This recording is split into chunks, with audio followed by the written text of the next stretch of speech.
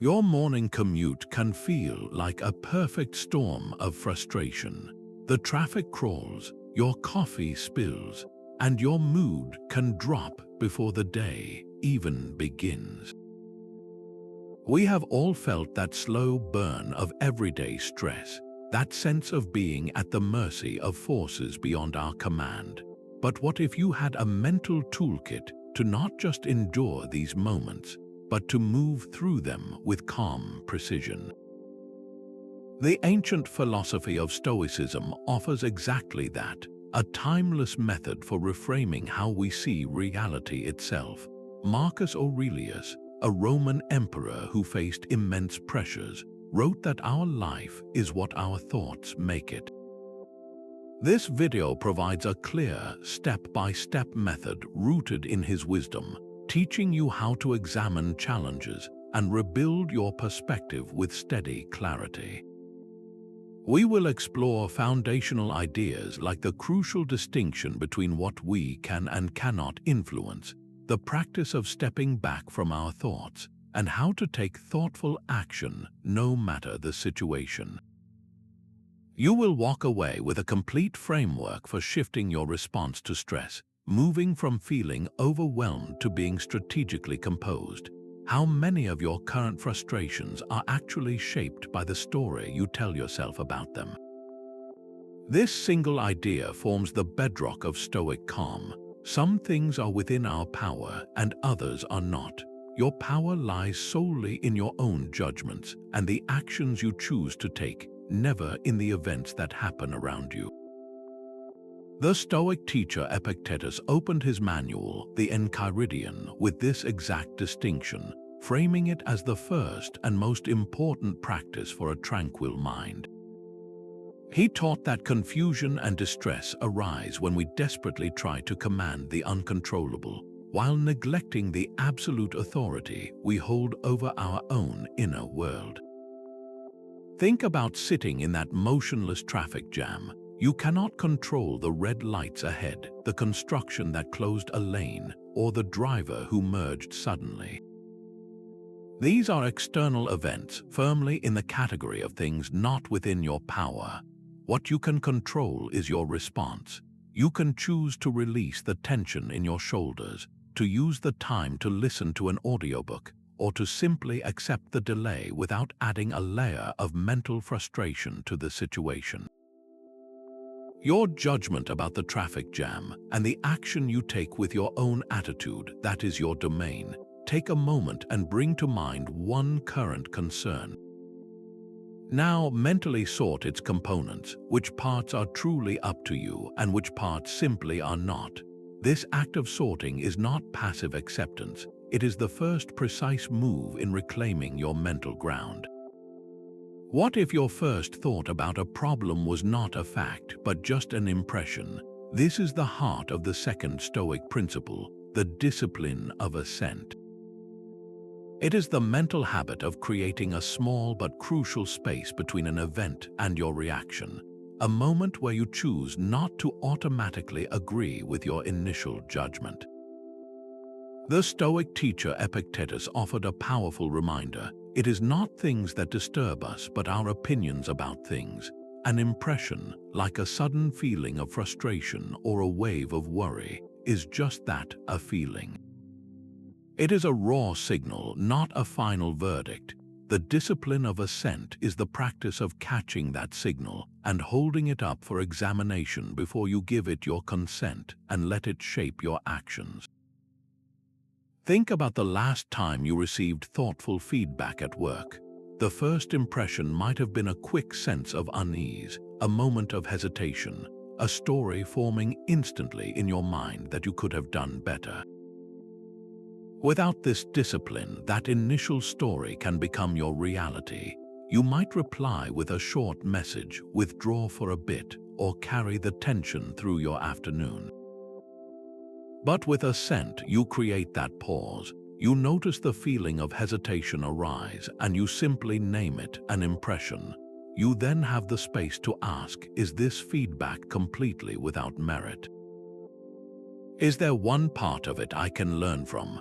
By withholding your immediate agreement from the difficult first impression, you soften its impact. Your response can then become calm and professional, focused on learning rather than guarding your feelings.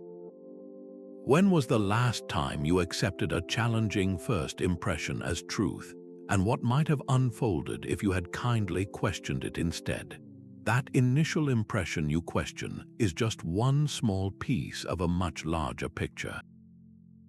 We can train ourselves to see that bigger picture through a powerful mental shift the Stoics called the view from above.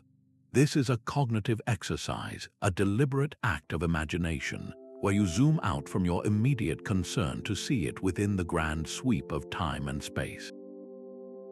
Marcus Aurelius regularly practiced this in his private writings, reminding himself to frequently take a step back and observe the countless changes and transformations the universe has undergone. He would visualize entire cities and civilizations that once thrived and are now quiet, their triumphs and troubles long since faded into memory. He wrote that many of the anxieties that grip us are trivial when held against the vastness of the cosmos, and that we should remember how small the container of our life truly is. Imagine facing a minor professional setback, perhaps a project that did not get the approval you had hoped for. In the moment, it feels huge, a dark cloud over your entire week.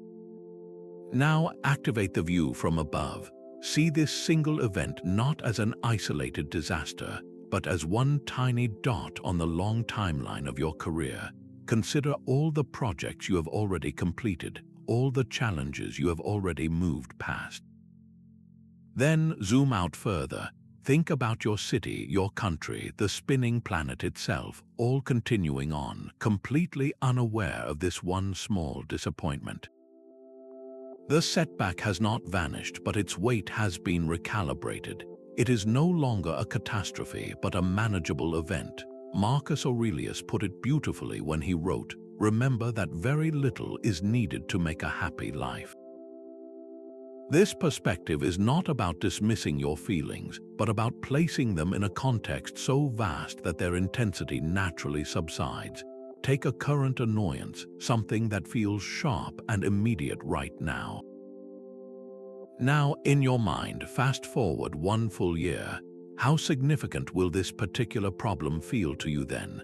This simple shift in time frame is a practical application of the view from above, a tool for instantly regaining your calm and composure. A Stoic does not merely endure what happens, they learn to love it. This is the profound principle of Amor Fati, the love of one's fate.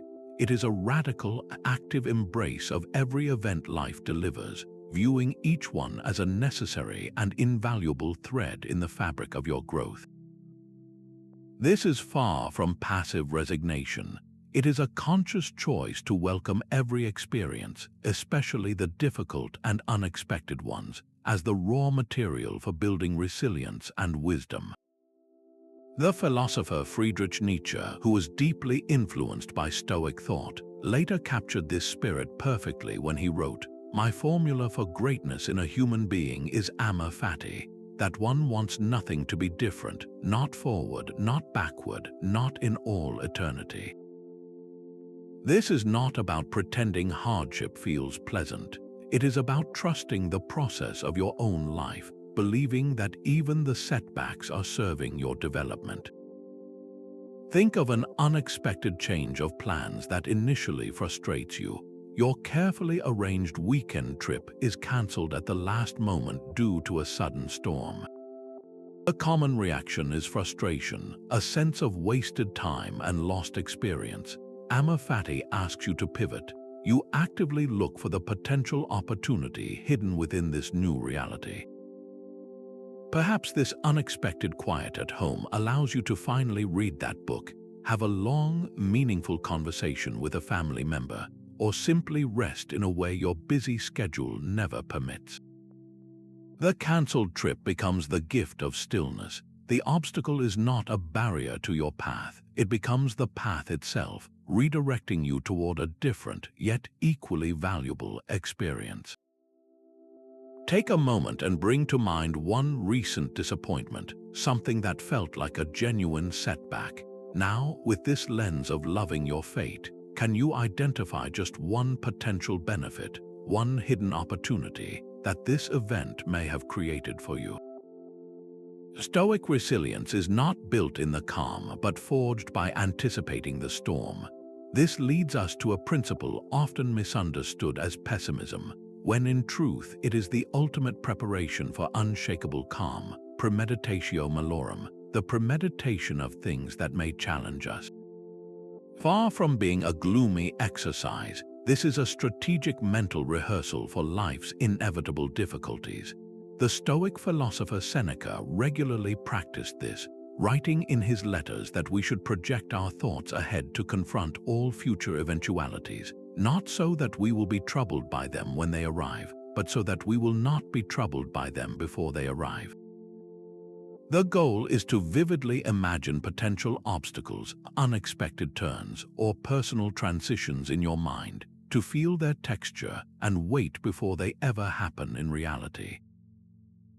By doing so, you drain the future event of its power to unsettle you. You have already walked that uncertain path in your thoughts, and you have already decided on a calm and reasoned response. Imagine you are preparing for a crucial and difficult conversation with a colleague. Your anxiety might be building, creating stories of tension and disappointment. Premeditatio malorum asks you to sit down and deliberately envision the most challenging possible outcomes. What if they become defensive and upset? What if they do not accept your proposal? Now, instead of feeling overwhelmed, you mentally rehearse your steady response. You see yourself listening calmly, acknowledging their perspective without agreeing, and firmly restating your key points. You have already moved through the most difficult scenario in a safe space, and you have a plan. Seneca beautifully captured the liberating effect of this practice when he wrote, "The man who has anticipated the coming of troubles takes away their power when they arrive." What is one future event you are quietly concerned about? How could mentally preparing for its most challenging outcome, not to dwell in worry, but to build a plan for your composure, actually set you free from the weight of that concern? Our thoughts have a powerful way of claiming us completely, as if we are fused with every worry and judgment that crosses our mind. This fusion is where we lose our footing, mistaking the storm inside for the entire sky. A sixth Stoic principle offers a way out, a technique known as cognitive distancing. This is the disciplined practice of becoming an inner observer, learning to watch your own thoughts and emotions as if they were passing mental events, not unshakable truth. This ancient idea finds a strong echo in modern mindfulness, where the goal is not to empty the mind, but to change your relationship with its contents. Think of your stream of consciousness as a vast sky, and each thought or feeling is merely a cloud. Some clouds are dark and heavy, others are light and fleeting. You are not the cloud, you are the sky, the silent, spacious awareness that holds all of it. Your frustration is a passing weather system, not your identity. Your worry is a cloud formation, not your permanent state. Marcus Aurelius practiced this constantly, advising himself to observe your impulses and suspicions without being carried away by them. He learned to watch his own mind with the detached curiosity of a scientist studying a fascinating phenomenon. Here is how you can apply this today. The next time you feel a surge of frustration in a difficult conversation, instead of being swept up by it, take one mental step back. Internally and with great gentleness, simply label what is happening. Say to yourself, "I am noticing the feeling of frustration arising." This simple act of naming creates an immediate and crucial space between you and the emotion. You are no longer just upset, you are the one who is aware of the feeling. From that small space, choice becomes possible. You can choose to breathe before you speak. You can choose to listen more carefully. The emotion may still be there, but it no longer has the steering wheel. Next time a strong feeling emerges, practice saying to yourself, "I am noticing the feeling of," and then name it. Just observe what happens in that new space you have created. The words we use to describe an event are rarely neutral. They come loaded with judgment, emotion, and personal stories that can amplify our distress before we have even processed what truly occurred. This is where the seventh Stoic principle, the art of objective description, offers a powerful tool for immediate clarity. It is the practice of deliberately setting aside the charged, value-laden language we instinctively use and replacing it with a simple, factual account of what happened. The Stoic teacher Epictetus gave clear guidance on this, advising his students to describe every object or event just as it is, starting with its bare essence without adding the layer of your personal opinion. Your boss is not a jerk, that is a judgment. The objective fact is that your boss communicated a deadline. A project is not a disaster, it is a task that requires a new approach. By shifting your language, you are not denying the difficulty of a situation. You are simply choosing not to add fuel to its emotional fire. This creates a calm space where your reason can operate without being clouded by strong feelings like outrage or fear. Consider the difference between telling yourself, "My entire career is a failure because of one mistake," and the objective statement, "I made an error in a report that I now need to correct." The first statement feels like a permanent, overwhelming truth. The second is a manageable problem with a clear path forward. The situation itself has not changed, but your relationship to it has been fundamentally altered. Your perception, not the event itself, was the source of the heaviness. Marcus Aurelius reminded himself of this often, writing that if you are troubled by any external thing, it is not the thing that disturbs you, but your judgment about it. And you have the power to set that judgment aside at any moment. Take a current frustration, any situation that feels charged with difficulty. Now, write down a single sentence that describes only the facts, as if you were a neutral observer reporting the event. How does removing the emotional language change the weight you feel it carries? We spend our lives chasing certain outcomes and avoiding others, labeling them as good or bad based on the feelings they produce. But the Stoics asked a far more radical question. What if the only real good is the quality of your own character, and the only real bad is its corruption? This is the principle of virtue as the sole good. Everything else we typically desire, from wealth and reputation to comfort and health, was classified by the Stoics as preferred indifference. They have no inherent power to make you a good or bad person. Their value lies only in how you use them as raw material for acting with virtue. The Stoic teacher Musonius Rufus put it with stunning clarity when he said that virtue is the only good, and it is impossible to lose this good since it depends on you alone. Imagine facing a significant financial loss. The initial shock and concern are natural, but the Stoic frame shifts the entire focus. The change in your finances itself is an indifferent, neither good nor bad in the grand scheme of your life. The true event, the only thing that carries moral weight, is how you choose to respond. Do you react with alarm, casting blame on others or yourself? Or do you meet the situation with the four cardinal virtues? You use wisdom to assess the new reality calmly and make a thoughtful plan. You summon courage to face the uncertainty without being overwhelmed by fear. You act with justice, honoring your commitments to others despite the pressure. And you practice temperance, managing your emotions and resources without giving in to discouragement or excess. The financial shift becomes the very arena where your character is strengthened and displayed. It is not a disaster, but an opportunity. The goal of life shifts from securing comfortable outcomes to forging an unshakable character, no matter what outcomes arrive. Think back to your last significant challenge. What would it have looked like to walk through that entire experience with virtue, not a specific result, as your single most important goal? We commit to our goals with a fierce determination, pouring our energy into the outcome we so deeply desire. Yet the world unfolds with a will of its own, often delivering results that differ from our plans. This gap between our effort and the final outcome is a primary source of our deepest frustrations. The Stoics navigated this inevitable uncertainty with a brilliant mental tool known as the reserve clause, or the phrase fate permitting.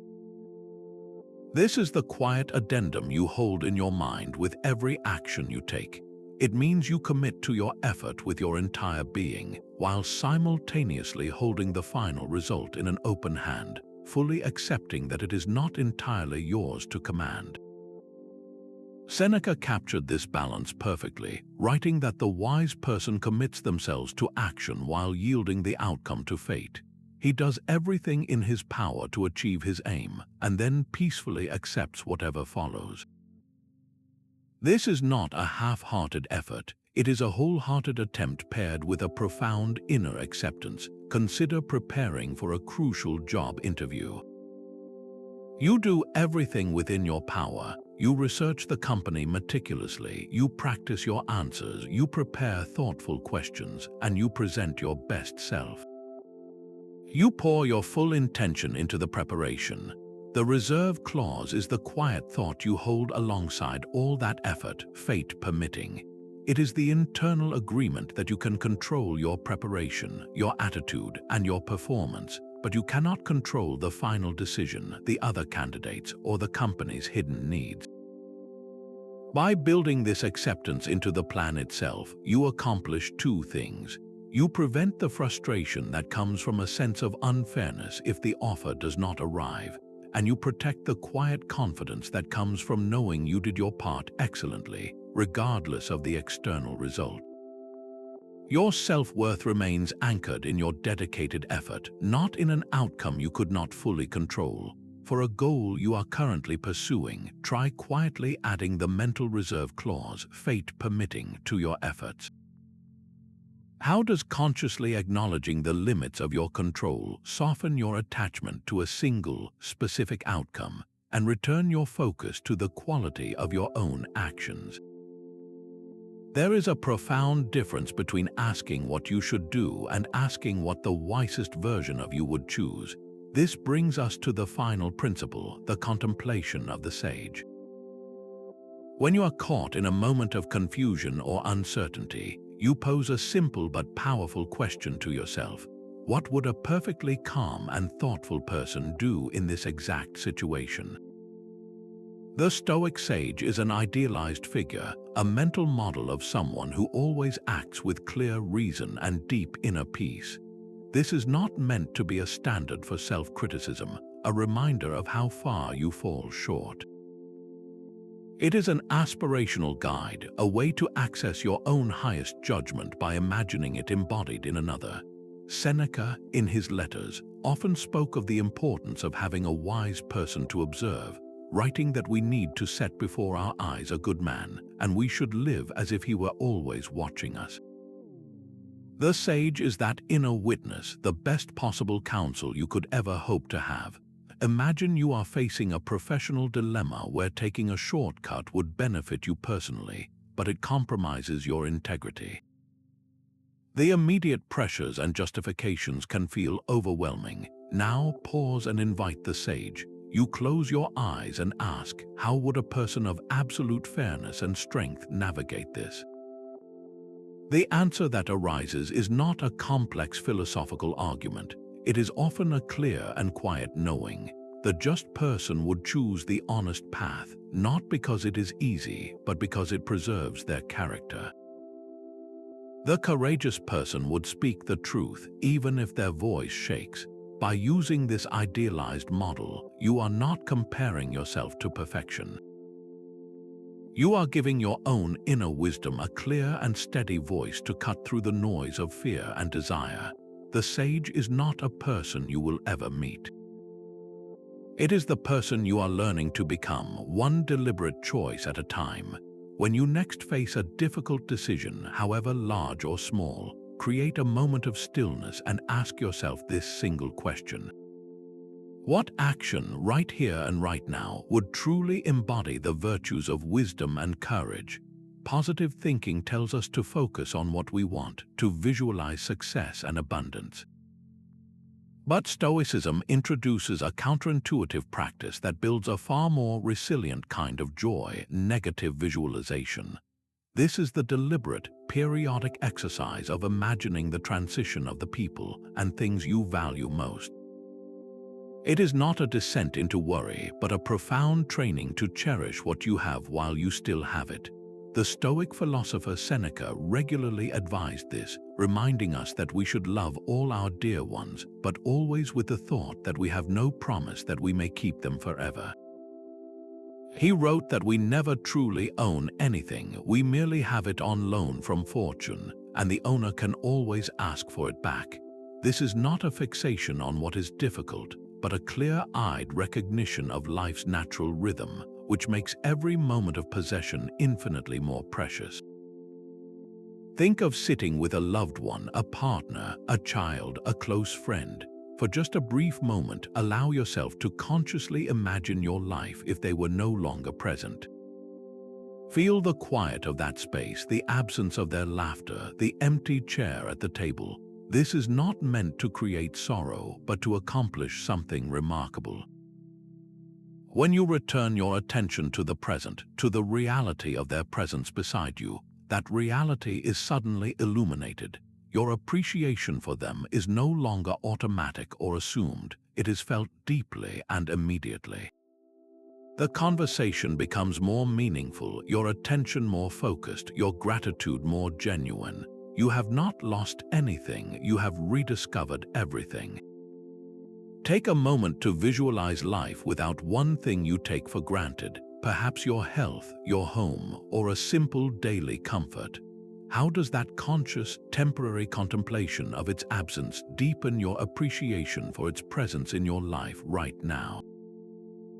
Confine yourself to the present. This was the command Marcus Aurelius gave himself, a fortress built not of stone but of attention. His world was one of immense pressure, of military campaigns and political complexity, yet he understood that his mind could only be pulled into turmoil if he allowed it to travel into a future he could not predict or a past he could not alter.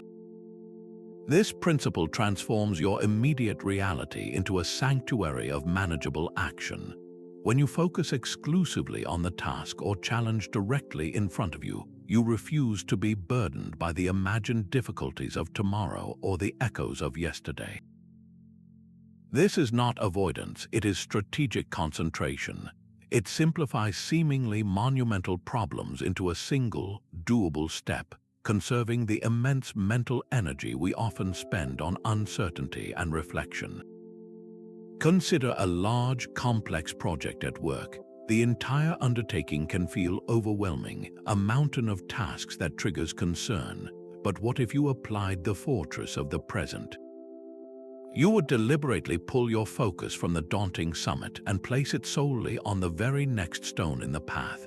Your entire world becomes the single email you need to write, the one phone call you need to make, the next paragraph you need to draft. The mountain has not vanished, but your relationship to it has fundamentally changed. You are no longer carrying its entire weight on your shoulders. You are simply taking the next logical step. Your mental energy is no longer drained by thoughts of future deadlines or earlier moments. It is channeled entirely into precise, effective action. Identify one thing you are thinking about right now that truly belongs to the uncertain future or the unchangeable past. Can you deliberately bring your focus back to the solid ground of the present, to the one small action you can take within the next single hour? An obstacle is rarely just a barrier, it is the path itself. This is the heart of the Stoic maxim, the obstacle is the way. It is a principle of radical transformation, where a hindrance is reframed as the very material you need to build strength, sharpen your skill, and demonstrate your character. The Roman statesman Cato the Younger was a living embodiment of this. He deliberately sought out personal challenges, wearing simple clothing and walking barefoot in all weather, not as a form of self-denial but as a daily training ground. He turned comfort into an obstacle so he could practice the virtue of resilience, ensuring he would never be caught unprepared by life's inevitable turns. Marcus Aurelius, facing his own immense pressures, wrote in his private journal that the obstacle to action advances action, and what stands in the way becomes the way. A modern parallel is the athlete who experiences a significant physical setback. The situation itself is a monumental obstacle, a pause to their entire career. Yet many choose to see the long and difficult recovery not as lost time, but as a necessary opportunity. It becomes their way to develop a deeper understanding of their body's mechanics, to cultivate a level of mental patience they never knew they possessed, and to return to their sport with a renewed and more intelligent passion. The obstacle did not block their path, it revealed a better one. You can apply this to the intense pressure of a looming work deadline. The common reaction is to see it as a source of tension, an external demand placed upon you. But through the lens of the obstacle is the way you can reframe it. This pressure is not a threat to your peace, it is your appointed training ground for the virtue of discipline. It is the exact condition required to practice focused attention, to prioritize with clarity, and to act with consistent purpose under a time constraint. The deadline is the obstacle that invites you to become more disciplined than you were before it arrived. What is one current obstacle in your life, and how can you begin to see it not as a blockade, but as an opportunity to practice a specific virtue like patience, creativity, or courage? We often build our lives around the pursuit of comfort, arranging our days to avoid any hint of hardship or inconvenience. Yet the Stoics proposed a surprising training method to inoculate us against the very fragility this comfort can create, the deliberate practice of voluntary self-denial. This is not about harsh self-punishment or rejecting life's simple pleasures. It is a conscious, temporary choice to step away from a comfort, not because you must, but because you can. The goal is to prove to yourself, through direct experience, that your well-being does not depend on perfect external conditions. The Stoic teacher Musonius Rufus was a strong advocate for this, framing it as a form of mental and spiritual exercise. He taught that practicing needfulness and endurance in small, chosen ways prepares us to meet involuntary challenges with steady grace, because we have already familiarized ourselves with difficulty in a safe and controlled environment. Think of it as a vaccine for the soul, a small, managed dose of discomfort that builds powerful antibodies against future adversity. A simple example is choosing to take a walk on a day that is slightly too cool or too warm for your usual preference. The instinct is to stay inside where the temperature is perfectly controlled, but by voluntarily stepping into that minor discomfort, you accomplish something profound. You feel the chill or the warmth on your skin, you notice your resistance, and then you observe yourself moving through it perfectly well. The walk still happens. Your capacity for action remains entirely intact. This small act trains a deep-seated knowing that your ability to function and even find joy is not held hostage by perfect weather. You have strengthened your core resilience. Consider one small, daily comfort you rely on, perhaps the warmth of your morning coffee or the softness of your favorite chair. What if you voluntarily chose to forego it just once this week, not with resentment, but as a quiet experiment in your own independence? How might that simple act strengthen your gratitude for the comfort when you return to it, and more importantly, your confidence in yourself when life inevitably withholds it? Our constant labeling of events as good or bad is the very engine of our distress. This automatic judgment, the instant story we tell ourselves about what a situation means for our happiness, is what the 15th Stoic principle directly targets: judgment suspension. It is the conscious decision to withhold your final verdict on an event, especially one you are instinctively calling bad, and in that pause you find an immediate and profound space for inner peace. This practice is a deeper application of the discipline of assent, moving beyond questioning your initial impressions to deliberately refusing to assign a global value to the event itself. Epictetus offered the foundational insight for this when he stated that things themselves are indifferent, but the use we make of them is not indifferent. The event is neutral until your judgment colors it. A flight cancellation is a perfect example. The first, automatic judgment is that this is a disaster, a ruinous event that has destroyed your plans and created a cascade of problems. This story brings frustration, tension, and a sense of being wronged. But what happens if you actively suspend that judgment? You do not call it a disaster. You simply observe the facts. The flight will not depart as scheduled. Your task is now to rebook or find an alternative. The situation itself is neutral, a logistical change. By suspending the difficult label, you drain the event of its emotional charge. Your energy is no longer consumed by frustration and is instead freed for clear, effective problem solving. You might find a better route, enjoy an unexpected evening in a new city, or have a conversation with a stranger you would have otherwise missed. The cancellation did not change, but your relationship to it was transformed the moment you stopped judging it. Practice noticing your automatic good or bad labels today. Can you suspend one such judgment and observe the effect it has on your peace of mind? Your mental energy is a finite resource, and every moment spent worrying about things you cannot change is a quiet drain on your capacity for calm. We often pour this precious attention into a vast and churning ocean of concerns, from global events and other people's choices to outcomes that remain stubbornly beyond our command.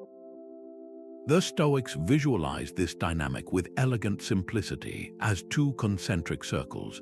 Picture a large outer ring representing your circle of concern.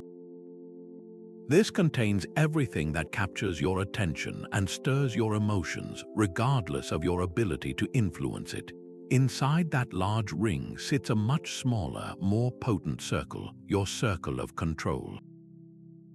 This is your true domain, containing only your own judgments, your choices, your values, and the actions you personally choose to take. The path to steady composure lies in a deliberate shift of focus, withdrawing your energy from the sprawling outer circle and channeling it with precision into the small, powerful space you actually govern. Epictetus, who first laid out this crucial distinction, reminds us that the chief task in life is simply this: to identify and separate matters so that I can say clearly to myself which are externals not under my control and which have to do with the choices I actually control. Consider the weight of constantly following news from around the world. You feel a genuine care for what happens, but the events themselves are firmly in that large outer circle, far beyond your direct influence. Your constant attention changes nothing about the situation, but it can diminish your inner peace. The shift happens when you ask, what is within my inner circle of control here? You may not be able to change world events, but you can choose to support a relevant cause. You can choose to have a respectful conversation to foster local understanding, or you can choose to manage your media habits to protect your mental clarity for the work you can do in your own community. The concern is acknowledged, but your energy is invested only where it can bear fruit. Where does your mind wander in a typical day? Draw your own mental circles. What one persistent thought in your circle of concern can you consciously decide to stop focusing on? And what one concrete action within your circle of control can you take today to reclaim that energy for something meaningful? The universe itself is a single, living being with one substance and one soul. Marcus Aurelius observed this profound interconnectedness, this sympatheia, reminding himself to often think of the universal substance as one living being, comprising a single body and a single soul. This is not a vague spiritual idea, but a functional lens for reframing your entire experience. When you feel alone in your struggles, isolated by a sense of unfairness, this perspective invites you to see your life as one essential thread woven into a vast, magnificent tapestry. Your personal challenges are not random punishments or isolated errors. They are part of a natural, orderly process of growth and rebalancing that operates across the entire cosmos. A setback you face personally might feel like a private failure, but viewed through sympatheia, it transforms into a necessary piece of a larger, collective learning process. Imagine a project you led that did not achieve its intended result. The immediate feeling might be one of personal disappointment, a belief that your effort was not what you had hoped. But what if that very project, through its unforeseen outcome, revealed a fundamental flaw in a common approach?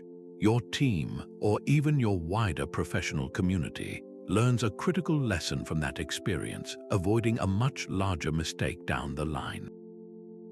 Your individual result becomes the crucial data point that guides everyone forward. The feeling of things not working out is real, but its meaning expands. It is no longer just your own experience, it is a contribution to the collective intelligence. You are not an island facing difficulty in solitude. You are a vital organ in a living, learning system. How might viewing your current challenge as a thread in a larger, beautiful tapestry change your relationship to it? Life feels long until you truly hold the reality of its brevity. Memento Mori is the gentle but steady practice of remembering that you will not live forever. Far from a dark obsession, this Stoic principle is a profound tool for clarifying your priorities and infusing your days with a quiet urgency. The philosopher Seneca wrote an entire essay titled On the Shortness of Life, arguing that life is not short, we simply make it so by wasting it. He observed that we are not given a short life, but we make it short, and we are not poor in time, but wasteful of it. The purpose of this remembrance is not to create fear, but to release you from trivial concerns. Think about the last time you found yourself locked in a petty argument, perhaps over a minor household chore or a perceived slight in a text message. In the moment, it can feel all-consuming, a battle of wills that must be won. Now, hold the thought of Memento Mori. Against the backdrop of a finite life, how much of your precious, irreplaceable time is that specific conflict truly worth?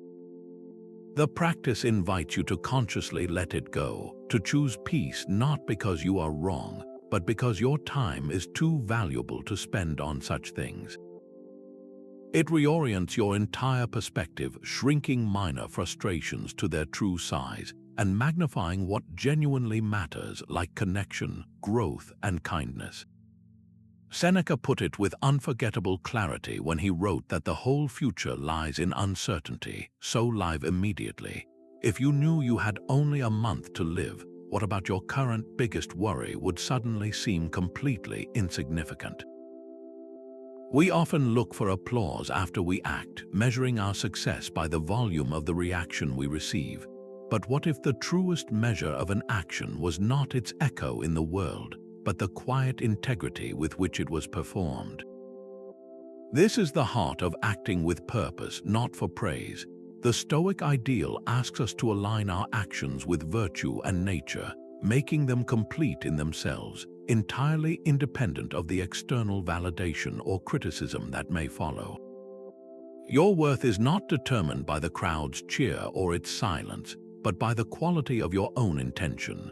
Marcus Aurelius captured this self-contained standard perfectly in his private writings, advising himself to be satisfied with even the smallest progress, and to think that even such a result is no small matter. He committed to doing what was right for its own sake, writing that you can pass your life in an untroubled flow when you are satisfied with your own actions and do not need the praise of others to feel complete. Consider a task you perform at work with exceptional care, perhaps organizing a complex filing system that few will ever see or drafting a report with meticulous clarity. If your primary motive is the hope that your manager will notice and commend you, your inner peace becomes tied to their attention. If the praise does not come, frustration and a sense of being overlooked can easily follow.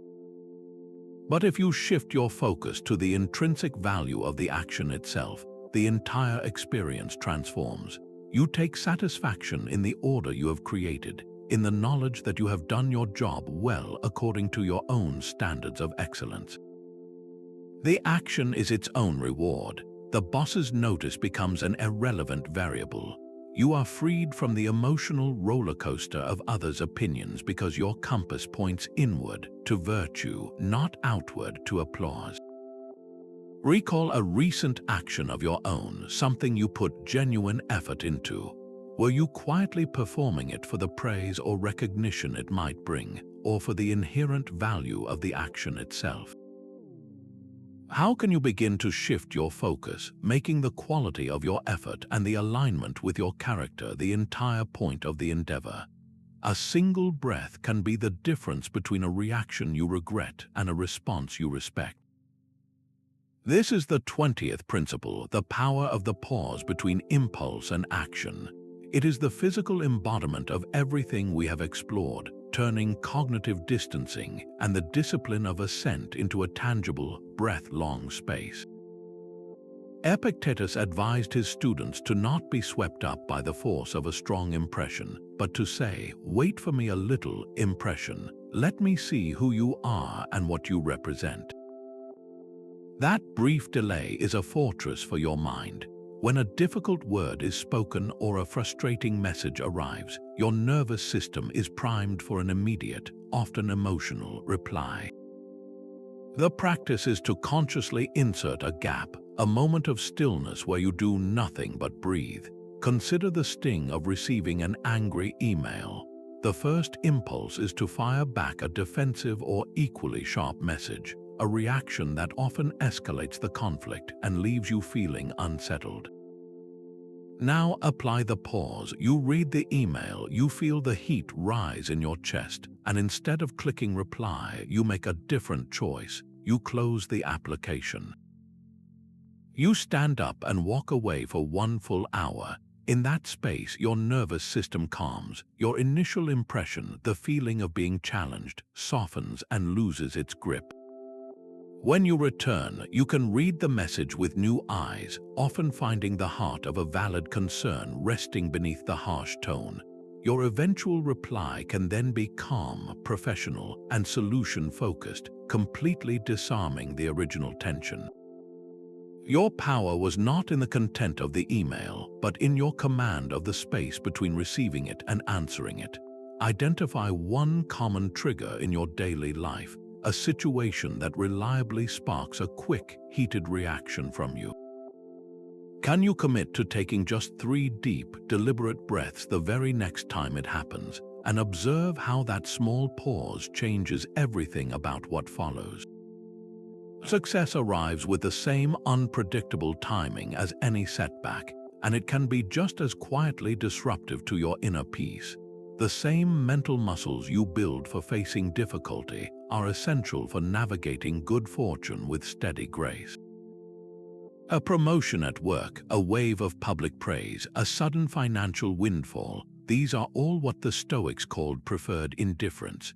They are things we naturally desire and welcome, but like their opposites, they remain outside our complete control and hold no inherent power to alter our core character.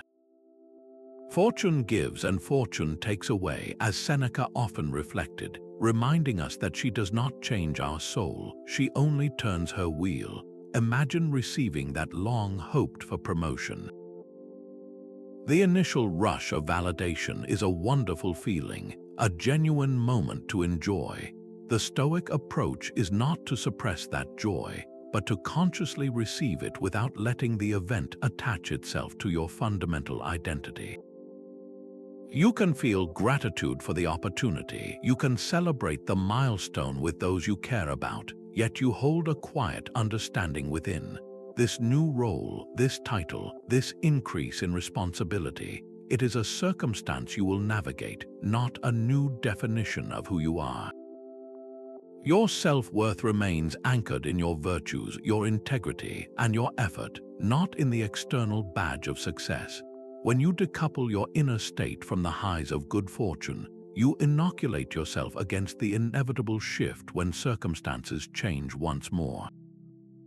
How do you typically react to good news? Can you practice receiving it with the same calm, gratitude you aim for when facing challenging news, seeing both as different weather patterns passing through the same steady sky? A rational being finds its purpose not in fighting the current, but in understanding its flow. At the very heart of Stoicism lies this simple, profound directive: to live in agreement with nature. For the Stoics, nature was not just the world of trees and rivers, it was the entire rational, ordered universe and our specific place within it as human beings. The founder of Stoicism, Zeno, defined the goal of life as living in agreement with nature, meaning we flourish when we act according to our own essential design.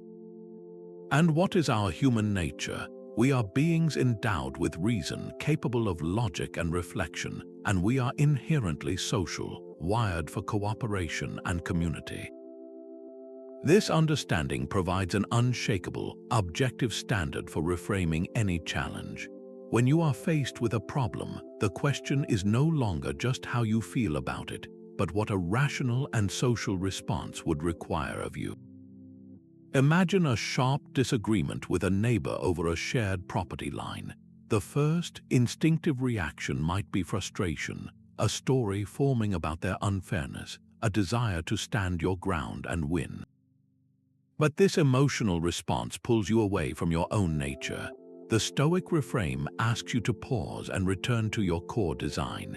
As a rational being, what does a fair solution actually look like? One that considers the facts and the long-term outcome. As a social being, how can you approach this in a way that preserves a peaceful relationship, or at least minimizes future tension? Your goal shifts from winning a battle to fulfilling your nature by seeking a just and reasonable resolution. This is how you turn a personal conflict into a practical exercise in wisdom and fairness. In your next challenge, large or small, pause and ask yourself this single question. What would a rational and cooperative response look like here? The answer that arises will guide you not toward what feels easiest, but toward what truly aligns with your strength. Your mind, like any muscle, grows stronger with consistent training.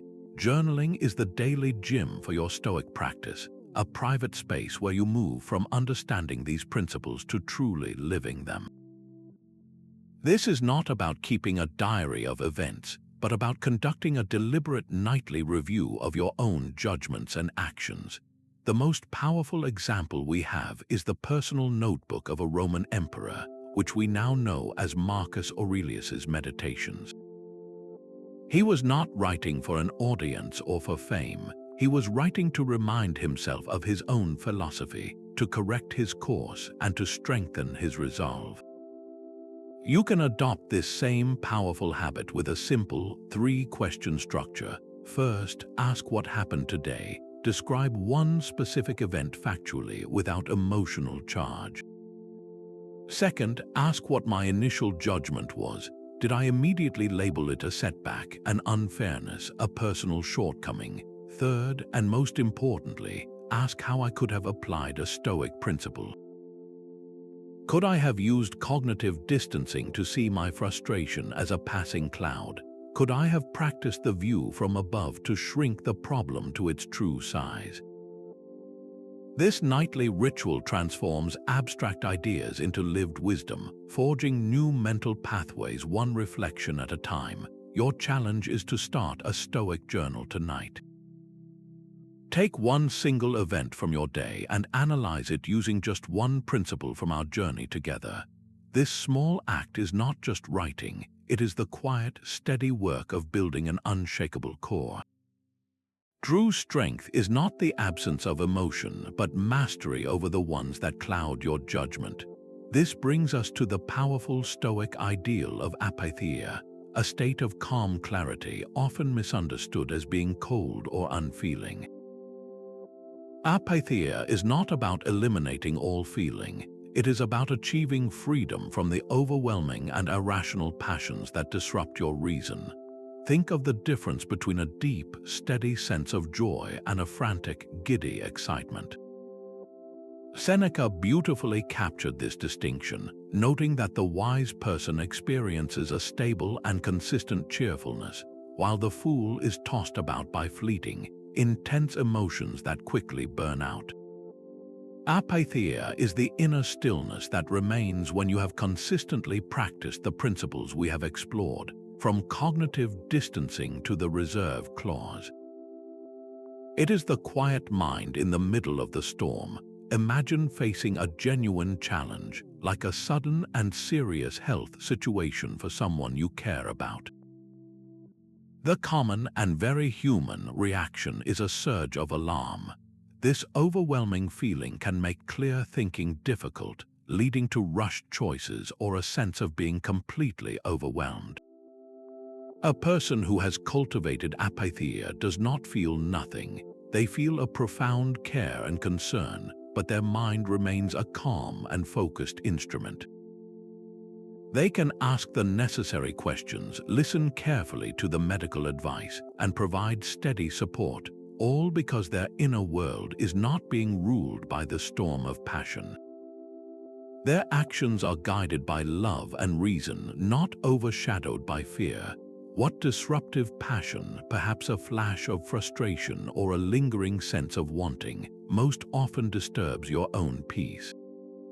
And looking back over our journey, which single Stoic practice could you begin to use today to cultivate apatheia and gently loosen that passion's influence on your mind? Gratitude in Stoicism is far more than a simple thank you for pleasant moments. It is a deep, philosophical recognition rooted in the very structure of the cosmos. Since the universe is a single, rational, and interconnected whole, every event that occurs is a necessary part of its orderly flow. This means we can find a genuine reason to be grateful for all of it, the smooth and the difficult alike. An unexpected hardship is not a random error in the system. It is the specific material the universe has provided for you to practice courage. A moment of transition becomes the arena to cultivate acceptance. This active, searching gratitude is the daily practice of Amor Fati, a way of loving your fate by constantly discovering the good hidden within it. Marcus Aurelius guided himself with this exact thought, writing that the obstacle to action advances action, and what stands in the way becomes the way. He taught himself to look for the virtue opportunity in every single circumstance. Think of a person in your life you find challenging, perhaps a co-worker who is consistently critical or a relative whose views often clash with your own. The common reaction is to feel frustration and to wish they were different. The Stoic practice of gratitude asks you to reframe this relationship entirely. You can become genuinely grateful for this person because they exist. They provide you with a daily, real-world training ground to practice the virtue of patience. They test your capacity for understanding and your ability to respond with forgiveness instead of reacting with irritation. They are the whetstone against which you sharpen your own character. Their presence in your life is not a mistake, it is a gift tailored to your specific areas for growth. To make this a living part of your own philosophy, try a simple nightly exercise. Each evening this week, take a moment to write down 3 specific things you are grateful for. Then, make a conscious effort to include one thing you initially perceived as a challenge, and write down the virtue or strength it invited you to develop. This small act trains your mind to scan for the good not in spite of difficulty, but within it, transforming your entire relationship with the flow of your own life. Your self-worth is not a prize to be awarded by the world, but a quality you build with every choice you make. This brings us to a refinement of the control concept, one that transforms it from a tool for acceptance into a guide for proactive living, the dichotomy of action. It draws a bright, clear line between the process you command and the results you cannot. Your effort, your intention, your dedication to the task at hand, these are your domain. The final outcome, the reactions of others, the external rewards, these are not. Your focus and your sense of value must rest entirely on the quality of your attempt, not on the trophy it may or may not produce. The Stoic teacher Epictetus offered a simple and profound directive for this, reminding us that in life, our duty is to do our best with the matters at hand and to accept whatever results follow with grace. Your job is to play the game with all your skill and heart, not to demand that you win every single time. Consider the work of preparing for a major presentation. You can control the depth of your research, the clarity of your slides, the hours you spend practicing your delivery until it feels natural and confident. You pour your full intention into that preparation. The standing ovation you might secretly hope for, however, or the specific questions the audience will ask, or the final decision of the people in the room, these are all outside your direct command. The dichotomy of action asks you to make a crucial mental shift. You define success not as winning the contract or receiving universal praise, but as having delivered the most prepared, thoughtful, and authentic presentation you are capable of giving in that moment. When your self-assessment is tied to the quality of your effort, you walk into that room with a quiet, unshakable confidence, because you have already succeeded in the only part of the endeavor that was ever truly yours. On a current project that feels heavy with the pressure of a specific result, can you gently shift your focus from the desired outcome to the simple, solid quality of your effort in this very moment? The universe endures for billions of years not through rigid stillness, but through a dynamic and unwavering order. The planets trace their perfect arcs, seasons give way to one another, and galaxies spin in a magnificent, silent dance of balance. This is the Stoic vision of the cosmos, a single, beautiful, and profoundly resilient living being.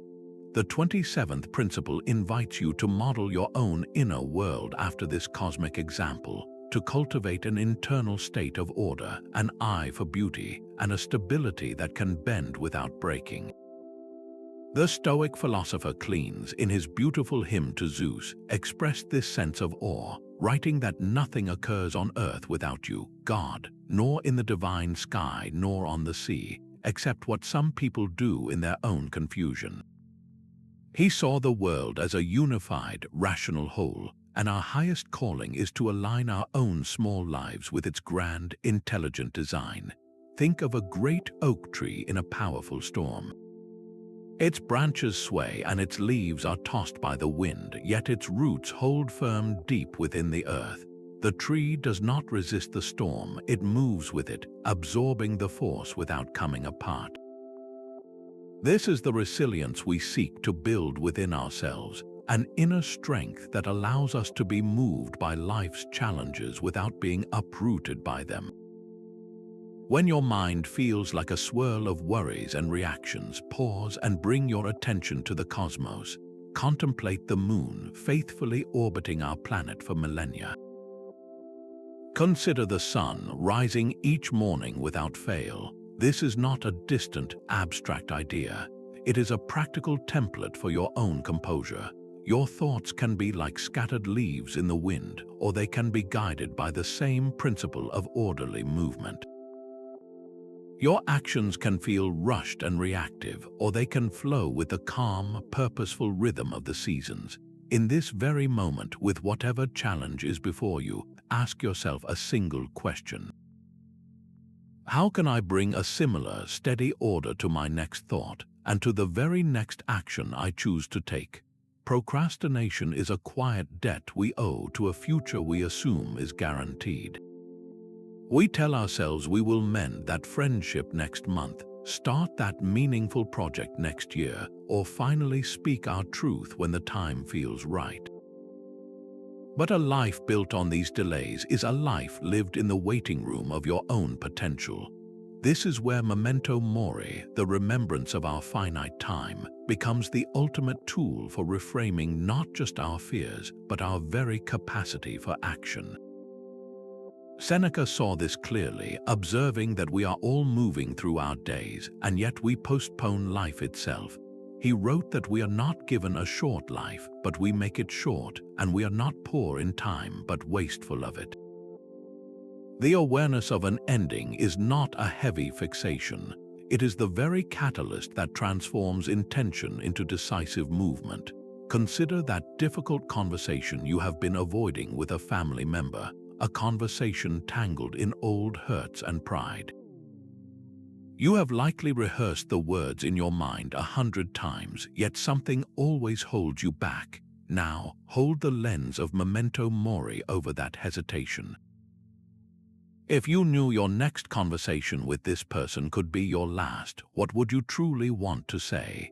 The pride, the fear of conflict, the stubborn silence, all of it would instantly lose its power. What would remain is the simple human need for connection, for understanding, for peace. The awareness of time's limit cuts through the noise of our excuses and reveals the heart of the matter with stunning clarity. It is not about winning an argument, but about ensuring no important words are left forever unspoken. What is one thing you have been putting off that you would do today if you knew it was your last chance? Let that question be the gentle but firm nudge that turns your postponed life into the one you are living now, with purpose and without regret. A single thread cannot hold a tapestry together. In the same way, no single Stoic principle works in isolation. True mastery emerges when you weave these practices into a seamless, daily fabric of thinking and acting, where each strand supports and reinforces the others. Your ability to step back from initial thoughts creates the mental space needed for thoughtful consideration. The perspective you gain from looking at the bigger picture makes it easier to embrace your path with genuine appreciation. And your commitment to focusing only on what you can influence provides the solid ground from which every other practice can grow. They are not separate tools in a box, but interlocking parts of a single, resilient system. The moment you pause before reacting, you are already practicing the art of clear perspective. When you choose to find value in a difficult turn of events, you are simultaneously applying thoughtful acceptance, acknowledging the situation while committing to your best response. This is how the philosophy becomes a living part of you, a natural lens through which you see the world. Looking back over all these principles, which 2 or 3 resonate most deeply with you right now? Perhaps it is the quiet awareness of life's transitions combined with the immediate focus of the present moment. Or maybe it is the wholehearted embrace of your journey supported by the thoughtful preparation for life's uncertainties. How can you combine your chosen principles into a personal Stoic reframing ritual, a brief mental sequence you can run through the next time a challenge arises? This is where knowledge transforms into wisdom and where your journey toward calm precision truly begins.